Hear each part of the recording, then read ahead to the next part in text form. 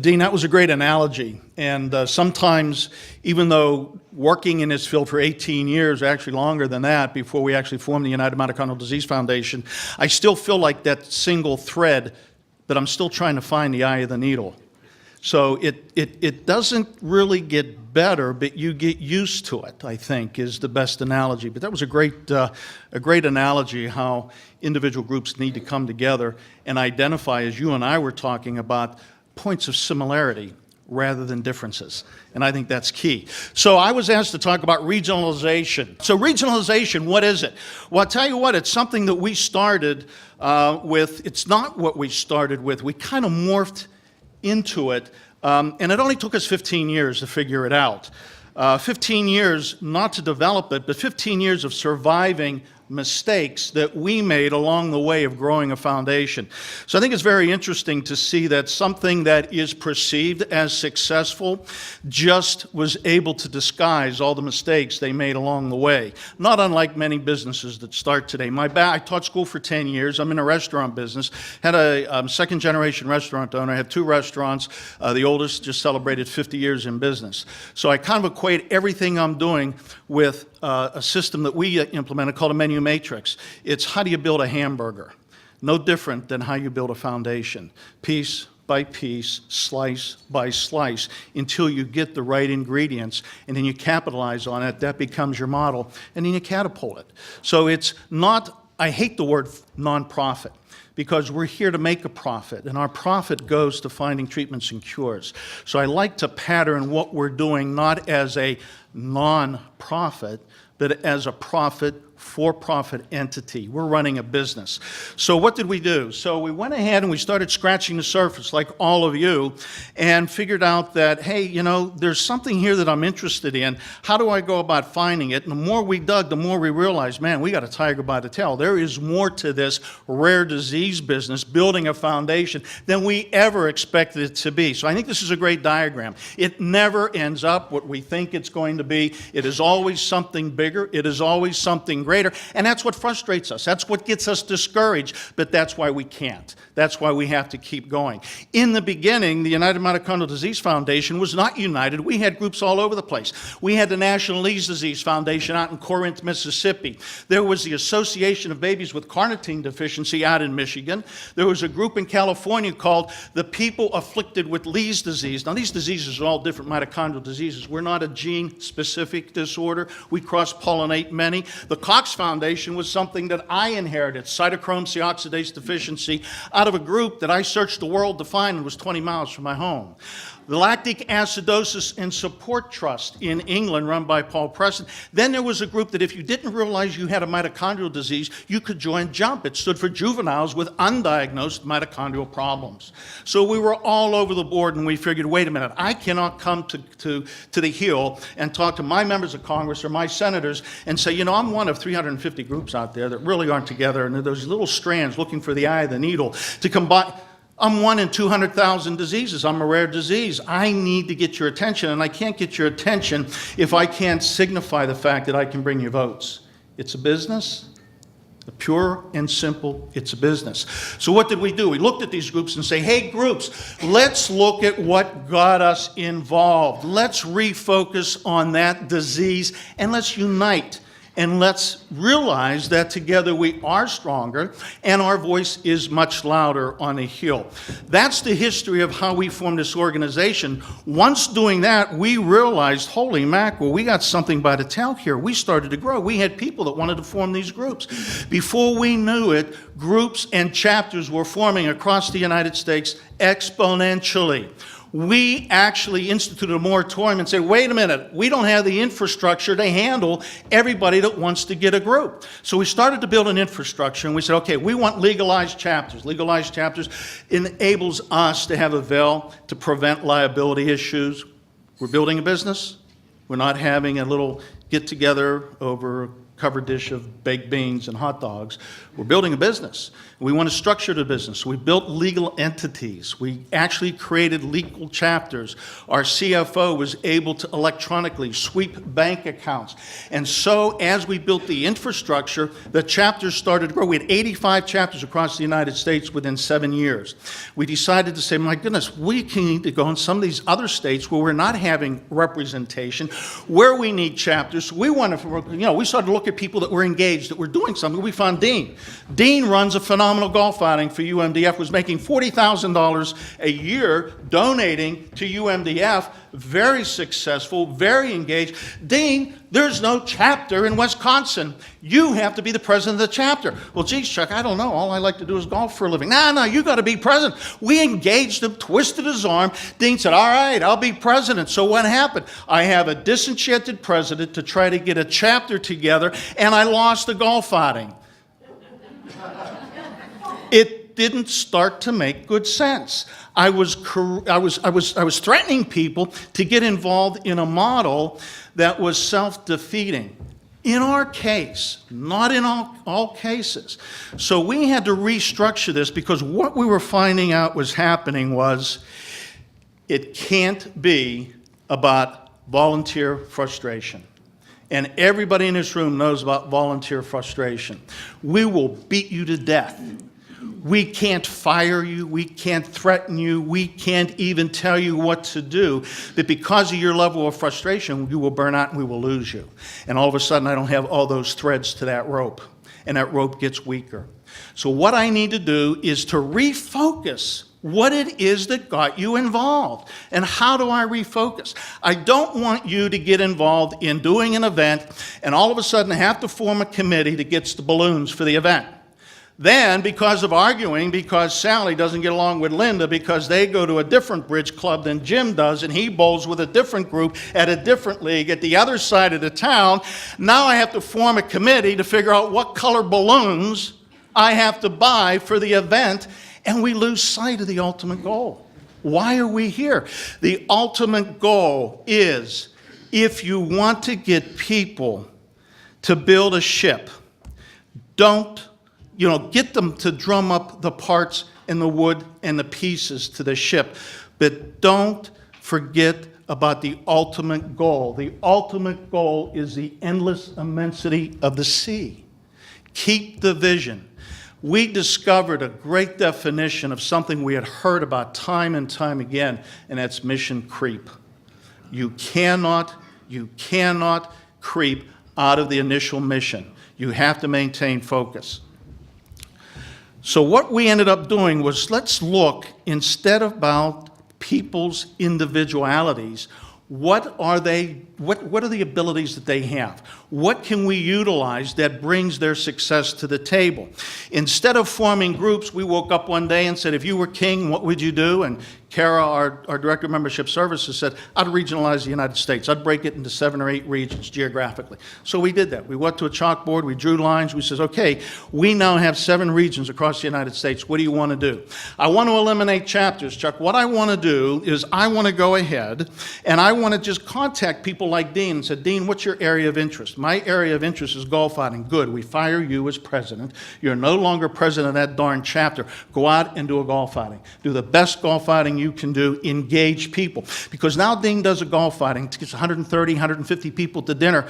I have a captured audience to talk about mitochondrial disease and about my mission. I also now have the ability to get people interested and engaged in that mission. And that person that might have spent $200 or $300 on a golf outing might have greater capacity to support a mission that's impacting them and other families.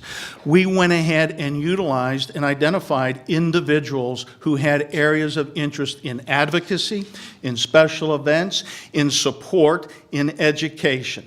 Now, when you say support, well, what level of support? There are many people who want to bring that covered dish and come over the house and talk about how miserable their lives are over hot dogs. And that's a necessary need. And we had people that did that. We also have people that said, no, I want to have a support group. I want to go to a hospital, and I want to bring in somebody to talk about emergency room procedures for my particular disease.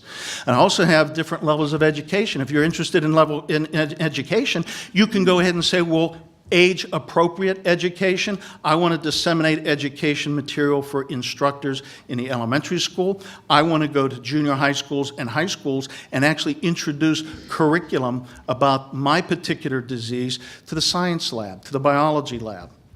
So we started to engage people on their individual merit, not forcing them to join a group. Because, you know, Mary and John still bowl in different leagues, and they have different bridge clubs and card clubs, still don't get along with one another, but they're still very important, and they have very good assets to help enhance our mission. What we ended up doing is, again, did this happen overnight? No. Right now we have 3 regions, and we have hired 3 regional coordinators working in those regions. Are they traveling from southern Texas, from Galveston, all the way up to North Dakota? No. It's just a pretty color that engages equal states. We have placed our regional coordinators in those cities that have the greatest energy, the greatest engagement, and so we have boots on the ground. And so far, it seems to be working. But we don't really know how it works. Like you or some of you, I have 15 bosses. They're called trustees. I have to prove to them that it's working. So I have to have not only methods in place and goals for them to hit, but I also have to have metrics, something for them to prove that it is working. I'm not going to read this to you because you'll fall asleep before Mary even gets up here to talk. But what this is, this identifies a baseline. I can tell you how much money, how many meetings, how many pieces of educational material have been passed out by every regional coordinator in every city, in every state, in those regions. This is my unit of measurement that I can now go to my board and say, I need more money. I need to hire another regional coordinator because this is working. Ladies and gentlemen, it works for us. It's a model that you need to put in your tool chest just to consider.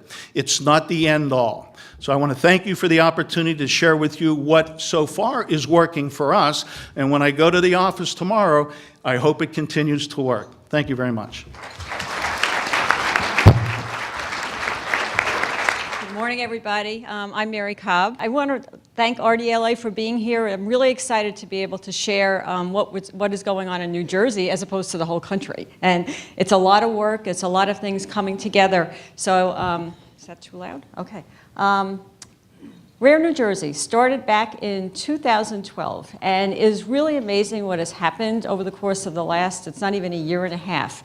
And what I want to do is kind of just in the last year and a half, and this is just an example of the now over 20 groups that have come together, patient advocacy groups as well as patients. Just because you're not headquartered in New Jersey doesn't mean that you can't be involved in our effort, because that's what we want to happen. So I've been asked to talk about how did this all happen? How did it come to be? You know, what are you trying to do and what have you accomplished? So it really is about collaboration. And actually, when I put this slide together, you know, I wanted to acknowledge NORD, but it's really interesting, and I'm excited to have Blair Van Brunt sitting next to me, because actually the work that was done at the Massachusetts State House back, I think it's 6 years ago, actually, where several of the patient advocacy groups and Schwachman Diamond was very involved in that effort, and then the outreach that they did to Mass Bio to get others involved in the rare disease community really was the beginning of this model that was created and back several years ago. And then a very kind of energetic group of people in the communications team at NORD said, wow, this is some great work that was done. Let's learn from that. Let's try to create a model. Let's try to create a toolkit. And worked with Blair and Sarah and others to kind of capture that information and put it out there as a campaign to patient groups kind of around the country, and said, let's share this experience and let's see what others will do with it. And at the time, several states did some awareness event, but New Jersey people being the way New Jersey people are, there were some patient advocacy leaders who jumped on board and said, we've got to do this. Let's create kind of like an informal working group and make this happen. And I want to acknowledge there are several members of our group in the room, Jeff Leiter, Lisa Schill, Ann McGinnis. We all stand up. Anybody from our New Jersey group? It's great that you're all, and Karen. How could I forget Karen from Sturge Weber? So again, it's all about what we're talking about and the reason we're here. It's collaboration, learning from others, sharing, and we don't have the perfect answers, but how do we figure it out to try to achieve some common goals? So this kind of top line slide, what I want you to take from this is, so a couple of people came together in 2012 and said, okay, let's form a working group. Let's try to get some patient groups involved. And what can we do? We want to go to the State House. Very honestly, many of us had never been to Trenton. We had to get out our GPS and figure out how to get to Trenton, right? Right, Karen? Yeah. And how to find a committee room. So anyway, so we said, well, let's kind of walk before we run. Let's say, okay, we want to at least do something to create awareness. We want to at least talk about rare diseases in New Jersey. Nobody's really done that before, or they've done it on behalf of their respective organizations. And then I'll get a little bit into that event. Now we're going into our second State House event actually next week, next Monday, and we said, boy, there's still a need for awareness, but we want to make it more specific and really create more awareness about the different levels and challenges that the rare disease community has. It's not just about, it's so many different areas, from newborn screening, prenatal screening, to treatments, diagnosis, transition to, there's just so many issues. And we want to hopefully get more legislators involved. And then the next step is we want to get to that point where we can start to influence legislation, but we're in a learning mode. So I guess my message to all of you is that we all kind of have to pull together, pull our resources, our knowledge, and figure out how to best get there. So, interesting. So our approach to starting Rare New Jersey. So we had this informal working group, and we said, well, the first thing that we want to do is connect with the rare disease and the healthcare community. So it was rare disease groups that might be headquartered in New Jersey. We just kind of put out a wide net. Patients and who happen to be living in New Jersey, patients and families. Who else in the space? Now, New Jersey happens to be a location where there are a lot of life sciences companies. Not only large pharma, but smaller biotechs. There are incubators going on connected with academic centers. And many of these industry partners were so helpful, whether it was advocacy level people, government affairs people who actually helped us figure out, how do we connect with Trenton and how do we find a committee room at the State House, which, was a dynamic that one had to learn about. Then we're fortunate that we have a very strong trade organization, BioNJ, that represents, I think it's over 100 companies in the state involved in the life sciences area, and they have come on board and really we've developed a relationship. That's the other message I would say to you. It's like when we first picked up the phone and went to meet with them, it wasn't that, well, oh, okay, yeah, we want to jump on board with this Rare New Jersey group. It was like, oh, what are you about? What are you trying to accomplish? Why might it be important to my membership, which was, again, over 100 biotech pharma companies? And then there are groups we picked up along the way. We learned about Hinge, the Healthcare Institute of New Jersey, and I'll say more about them. We didn't really know about them, but they're a very strong organization in New Jersey that represent the interest of the life sciences sector to try to create a positive environment so that life sciences industry can do well and contribute, to diseases. So we've developed a relationship with them again, not overnight. They said, rare disease, what? Why is this important to me? And I'll talk a little bit about that. SPAN, then we're looking at other groups. This is the statewide parent advocacy network. Again, so this is kind of an indication. We're looking for groups that have a focus on helping patients and with similar types of challenges. And then legislators we're working on, and researchers in academia. We've interacted with those actually not only at companies. And one thing we said to ourselves, so what's in New Jersey as far as a center of excellence for rare diseases?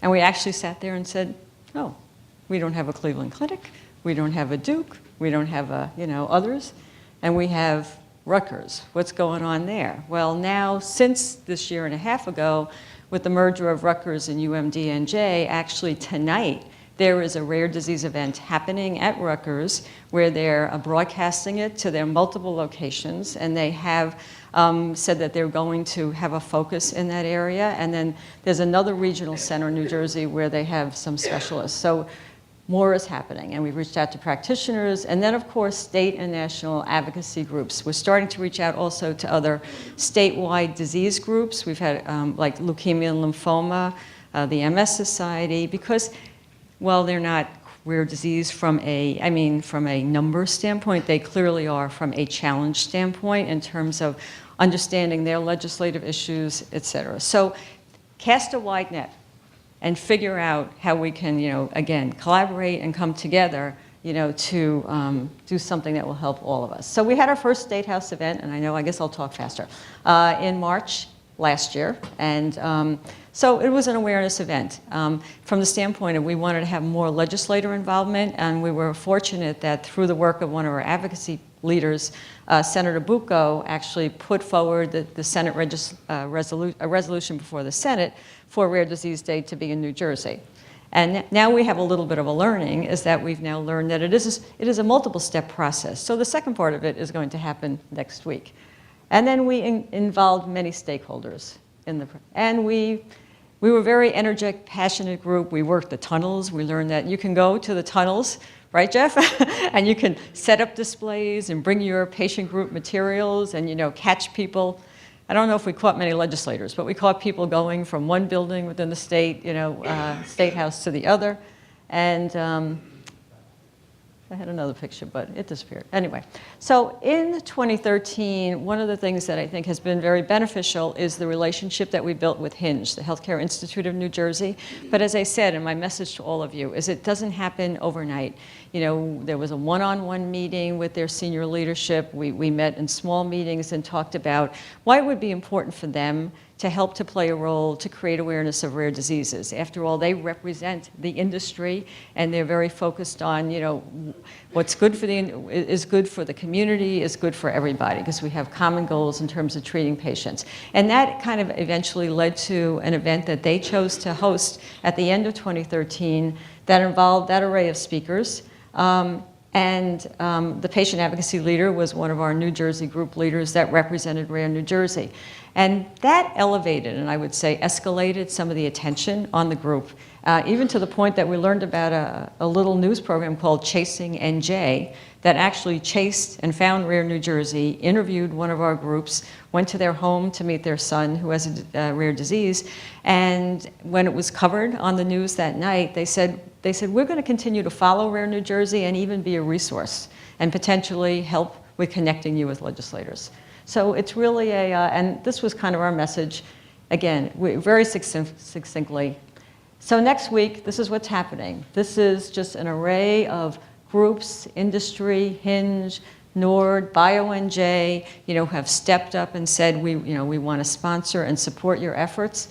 And we'll be talking about the different life cycle challenges and connecting it to the importance of access to care. And next week, we are hoping that the guests who have been invited and agreed to come is Assemblyman Herb Canaway, who happens to be also an MD and a lawyer, who is also going to be involved in proposing the resolution for Rare Disease Day to the Assembly, aside and against Senator Bucco. So that's it. We're going to continue to move forward, take a look at how organizationally we do this to try to achieve specific goals and be able to also work on different legislation. And always will reach out and collaborate, because that's going to make it more powerful in terms of working on behalf of the community. Thank you.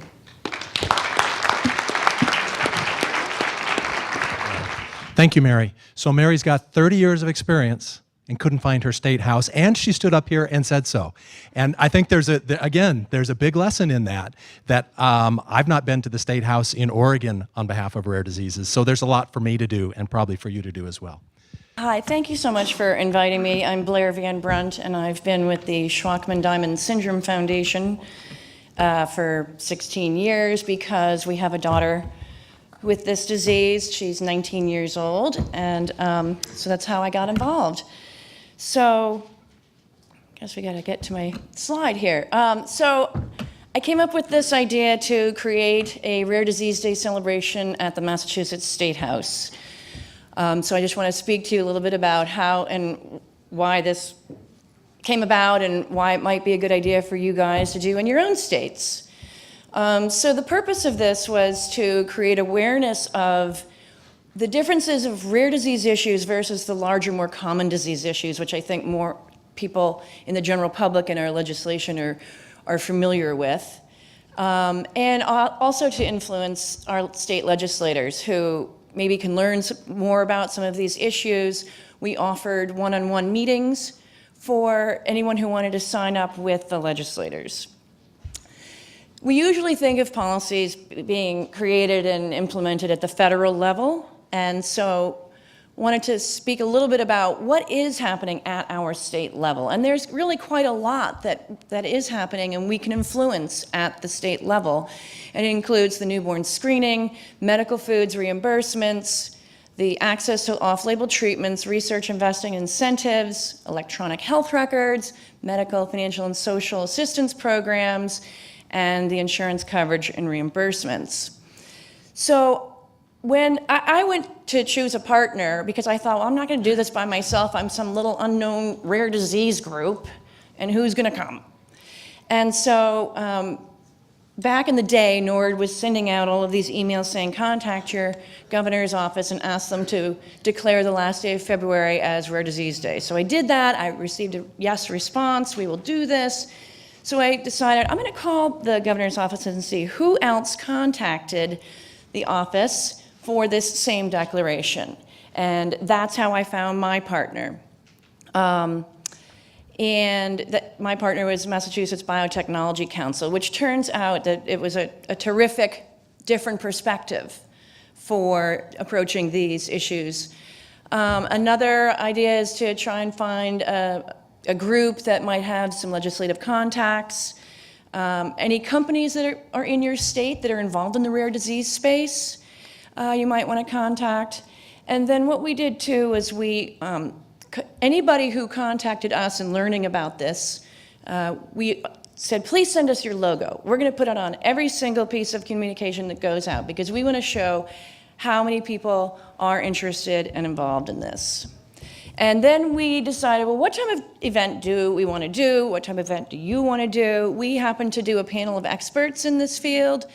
We invited scientists and patients, representatives from patient orgs to speak. We had also thought about just doing a panel of legislators, and we would create a little bit of an agenda of questions to give them. And then there could be a Q&A. And then a gal is this Friday doing an art exhibit at our Mass State House, and all of the art is by rare disease patients, and then she's got a panel afterwards. And there are a lot of different ways to create this awareness. In Massachusetts, in order to get a space in our State House, we have to get a request from a state rep or state senator. So you create a proposal and send it off. So you just want to find out what that protocol is for your state. And then in booking your space too, there seem to be a lot of protocols. For the Massachusetts State House, it's treated like a museum. So there are a lot of regulations about what we can and cannot do. We couldn't put anything on the walls. There was a lot of rules about the catering. We ended up not even doing the food, but this gal on Friday's doing food, so that's all up to you. And you also want to ask about any discount for 501c3s. We got a huge discount for 501c3s in Massachusetts. And then another thing that it's been interesting to learn along the way is what is a good time of day to do this. And our first two events were at 11 a.m. and then the third event was at 2 p.m. And 2 seemed to be a better time because a lot of the sessions were getting out. And so a lot of the state reps and senators were able to stop by. Those who may not have even heard of this event, suddenly there's a buzz and they were stopping by, and now there's just that much more awareness. So it's good to speak with someone who might know their schedule better. And then when you're organizing your event, we decided just to do an hour and a half. Just seemed like going longer was maybe a little bit too much, but that's certainly depending upon the type of event you do. It's going to dictate what your time frame is. Once we established our panels, we would always have a pre-meeting about what giving guidelines on what you're going to speak about. And I think that the one thing we really wanted to emphasize was tell your personal story, but please bring it back into the voice of one, this voice of the rare community, because that's really what we're all trying to do. And I loved your ship analogy. So then just going further, I mentioned the catering, and we invited rare disease organizations from all over New England to come, and if they wanted to bring any of their literature, we had big long tables, and everybody can put out all of their literature so that all of the attendees could see who are the groups that are here in New England. And then we created agendas to distribute, and we invited 2 rare disease patients to be our ushers. And it was just another way to bring in more people, and it makes them feel really a part of this day. And it was a neat thing. Goes without saying, you want to promote your event on the Rare Disease Day Facebook page, and all RDLA and Global Genes, everybody, NORD. You want to tell everybody about your event, your website, and your blog. And another thing that I learned from the Mass Bio group, because they really are like a lobby group up on our hill, is that there was a State House newsletter. So we were able to, because we had a space in the State House, we were able to publicize in that newsletter. So you might also want to inquire about that. This is a quick little to-do list. I'm just not going to read through this because I think this is all going out on the RDLA website next week. But one of the things I just briefly want to mention is to look and talk to people and see what are the issues that are in front of your state legislation right now, and find out who is involved with that at the state level, and who might want to be involved, and bring them in and kind of keep creating your event with that in mind. So, I started this event, grabbed a partner. We did that 4 years ago, and now on Friday, I think, or Monday, or whatever day everybody's doing it, there will be 15 state events, which is an amazing, wonderful thing, and the word is really getting out. And although we can't really say that, well, we got this accomplished, it does happen to be that there are these breakthrough technologies and treatments that were previously denied to rare patients that they now have access to. And there is now copay assistance. So a couple of tangibles that maybe we can't take credit for, but we're going to try. So I urge you all to think about this. It seems a little daunting to do, but I think that it's something really worthwhile. And I'm happy to take any questions. Here's our contact. Sarah McDonald was my partner over at Mass Bio. And as Mary had mentioned, NORD had put together this toolbox of all this information too, and I think it's on their website. So I'm happy to chat with anybody afterwards. Thank you so much. So interesting. Chuck put up a big spreadsheet of all the ways he keeps tracks of things. And Blair, you said, don't forget about the intangibles, because so much of what we do, particularly in awareness, is about just building that momentum.